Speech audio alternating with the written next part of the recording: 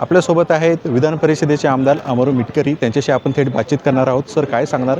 अधिवेशन सुरुवातीपासून जे आहे ते तिसरा आठवडा सुरू झालेला आहे, परंतु अद्यापही अजित पवार यांच्या संदर्भामध्ये कुठेही चर्चा होत नाही. आज मुख्यमंत्र्याला भेटून ही चर्चा होईल का एकंदरीत?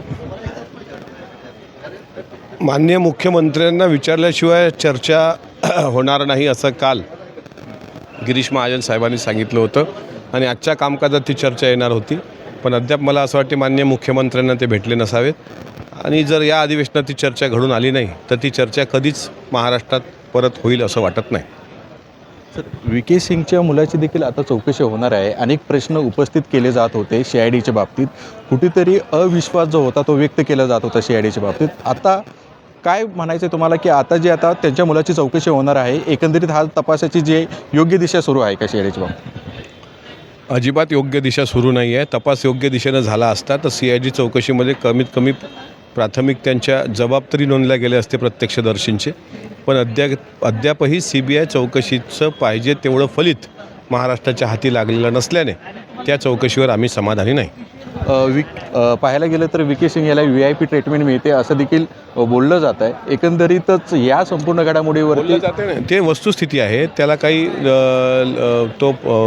परवा जो फायनल मॅच झाली भारत आणि न्यूझीलंडची, तिथे पण तो होता असतं कळतं आहे.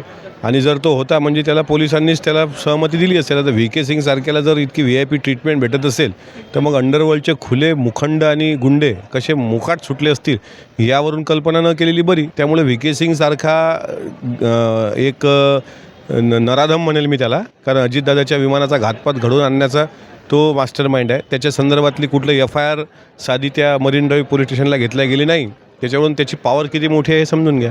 माळी कुटुंबियांना तुम्ही भेटलेला आहे, धमक्या जे आहेत ते सुरूच आहेत, पण त्याच्या संरक्षणाच्या बाबतीत हा मुद्दा सभेमध्ये उचलून धरणार आहात का? कालच धरला आहे ना. काल मी त्यांच्या कुटुंबाला मदत झाली पाहिजे हे काल मुद्दा मांडला आहे आणि आता मी स्वतः मुख्यमंत्र्यांना भेटून एक पत्र देतो की पिंकी माळीच्या वडिलांना धमकीचे फोन VK सिंगकडून येत आहेत, त्यामुळे त्यांच्या कुटुंबियांना पोलीस संरक्षण देण्यात यावं.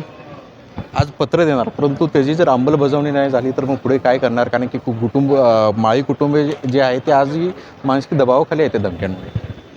पत्र देणं आमदारांचं काम असतं. पहिल्या पत्राला उत्तर आलं नाही तर स्मरणपत्र देतात, दुसरं मग तिसरं स्मरणपत्र देतात आणि मग पत्राला आपल्या काही किंमत नाही असं समजून शांत राहायचं असतं. कारण दादांच्या विमान अपघाताची उच्चस्तरीय चौकशी व्हावी असं स्वतः मी पत्र दिलं होतं माननीय मुख्यमंत्र्यांना. ते देऊन आता 1.5 महिना ते देऊन आता 3 आठवडे उलटत आहेत, पण अद्याप त्याचं उत्तर आलं नाही. आम्ही परत एक स्मरणपत्र देऊ, त्याचं उत्तर नाही येणार. आणखी एक स्मरणपत्र क्रमांक 2 देऊ, त्याचंही उत्तर येणार नाही. तर मग समजू की त्या पत्राला काही किंमत नाही. जाणीवपूर्वक ते टाळाटाळ होती का तुमचे पत्र? काय उत्तर का येत नाही? मी तुम्हाला पत्र दिलं तर उत्तर यायला पाहिजे. आणि माझं पत्र म्हणजे साधं नाही ना. माझं अमोल मिटकरी हे नाव बाजूला काढा. विधान परिषद सदस्य हे जे पद आहे हे संविधानिक पद आहे. संविधानिक पदाचा सन्मान म्हणून पत्राचं उत्तर येणं अपेक्षित आहे. पण विलंब का लागतोय? असं का जाणीवपूर्वक केलं जातं? त्यांच्या डिपार्टमेंटला माहीत. मी असं म्हणणार नाही की मुख्यमंत्री विलंब करतात. मुख्यमंत्र्यांचं जे डिपार्टमेंट असेल ते डिपार्टमेंटकडून उत्तर येत नाही, याचं वाईट वाटते. धन्यवाद सर आमच्याशी बातचीत केल्याबद्दल. कॅमेरामॅन संतोष कडलकसह मी प्रसन्नजित जाधव, LS मराठी, मुंबई.